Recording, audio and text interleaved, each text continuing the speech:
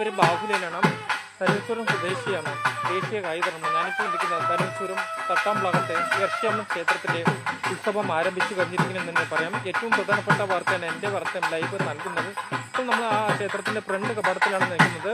ഒരു വൈൻ്റെ അരിയിലാണ് ഈ ക്ഷേത്രം സെറ്റ് ചെയ്യണമെന്ന് നമുക്ക് മനസ്സിലാകും. കൗതുകമായിട്ടുള്ള ലൈറ്റുകളെല്ലാം അറേഞ്ച് ചെയ്തിട്ടുണ്ട്. പച്ച, ചുവപ്പ്, നീല, മഞ്ഞ ലൈറ്റുകളെല്ലാം അറേഞ്ച് ചെയ്തിട്ടുണ്ട്. ആ ക്ഷേത്രത്തിൻ്റെ നടയിലാണ് നിൽക്കുന്ന ഉത്സവ വിളിയേക്കുമെന്നാണ് പറഞ്ഞത്. ഒരു തെക്കതാണെന്ന് പറയാം. ആ ക്ഷേത്രത്തിലെ ഉത്സവം ഇന്ന് ആരംഭിച്ചു.